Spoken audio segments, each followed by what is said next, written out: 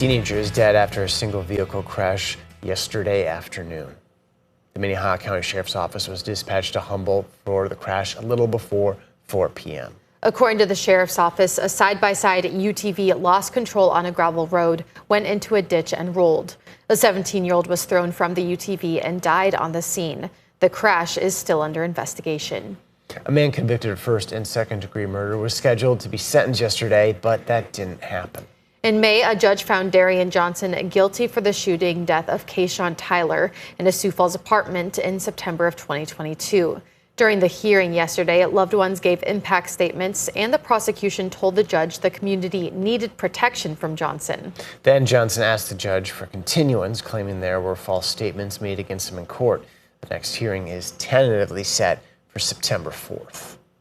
A child abuse charge was dropped against a Sioux Falls daycare owner. Yesterday, Ametria Christian pleaded guilty to contributing to the abuse, neglect, and delinquency of a minor, which is a misdemeanor, and walked out of court with a $100 fine. The charges stem from a surveillance video of an incident with an 11-year-old boy who liked to roughhouse. And when the incident occurred, there were multiple eyewitnesses. Nobody reported it to law enforcement or thought it was concerning, until a couple employees were terminated. Colbeck says those employees manipulated surveillance video and gave it to police. In court, the judge suspended her sentence, noting Christian's character and remorse and the circumstances surrounding the incident, saying this, quote, should not be something that defines you for the rest of your life. Let's get a check now on our weather with meteorologist Scott Mont. Hey, Scott. Hey there, Dan. We are looking at a warmer day today as compared to what we had yesterday. We'll bring these numbers back to the middle 70s across eastern Kettle-Land, low to middle 80s in central and western South Dakota. Started with a couple of stray showers this morning in and around Yankton. They'll continue to move to the southeast, and we may see something like that again for tomorrow morning in eastern and southeastern Kettle-Land. And Brian will have more details on your forecast coming up. Thank you, Scott.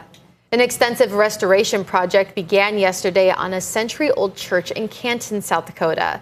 Time has taken its toll on these 117-year-old windows in the Canton Lutheran Church. Phase 1 of the restoration focuses on the south side windows, including this large focal point of the church, which will be removed and taken to a studio in Minnesota. And mind you, that window probably has 2,000 to 3,000 pieces of glass in it. So it's very important that they know where every piece goes. And our studios guys are the best there are, and they'll get it. This thing will come back in brand new condition. And about a year from now, I'll come back and I will do the installation. Eventually, all 68 windows around the church will be restored. The best golfers in the world over the age of 50 are going to return to Sioux Falls in 2 weeks for the Sanford International. Crews started building the chalet surrounding the 18th green at Minnehaha Country Club in recent weeks. The temporary structures are expected to be done the Saturday before tournament week. As for the golf course, Superintendent David Swift says the biggest challenge may be drying the course out to play firm and fast. Last year we didn't have any rain after the 4th of July, so we couldn't apply enough water to keep it going barely. So we had a really good tournament last year. It was really firm and conditions were great. And if everything goes well, we'll get there, but it could be a little more of a challenge. Hopefully the wind blows a little bit and dew points stay low. The Sanford International runs September 8th through the 14th at Minnehaha Country Club. The actual 54-hole tournament tees off on Friday the 12th. We provide links to ticket information and volunteer opportunities in this report on our website. While you can't yet, soon you'll be able to bike at Great Bear in Sioux Falls. It's part of the Great Trail Build that's building 10 miles of bike trails. Organizers believe the trails will have a great draw in the area. We don't have any trails like this in our city yet. Fast has built a lot of different stuff, but not at this scale, not with this type of terrain, and not with this professional level of execution. So people travel to ride new trails. They want to experience different things. They are still looking for partners to help support the project. We've posted information on how to help out here on our website. Let's look at some of our top stories. Now let's get one final glance at the weather with meteorologist Brian Carsons. All right, weather picture looking good for riding your bike or just doing anything outdoors for most of us today. It looks like after a cool start, we'll be back in the mid-70s in Sioux Falls. We've had a few showers around Yankton. We've been talking about that.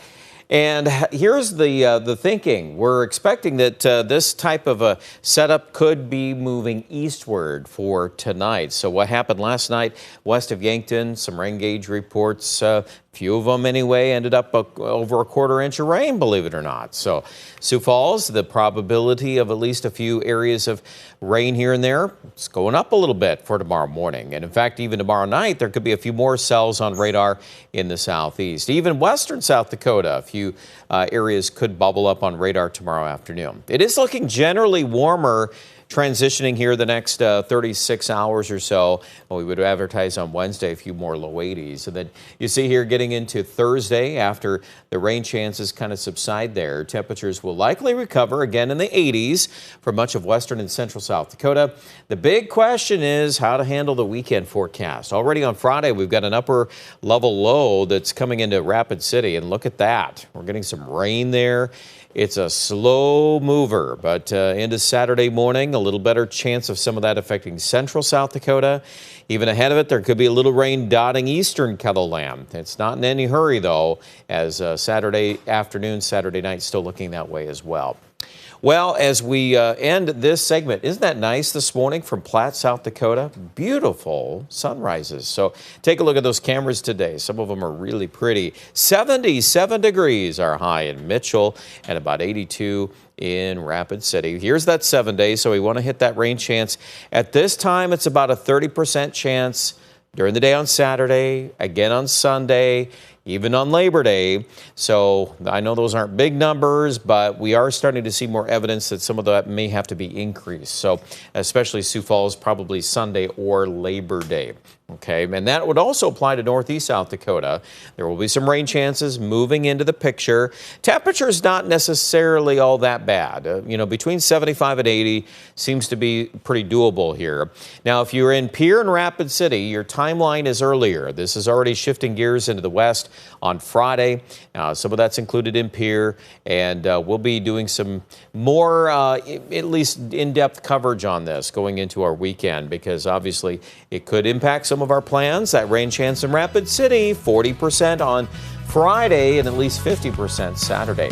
More details at KETTLELAND.com.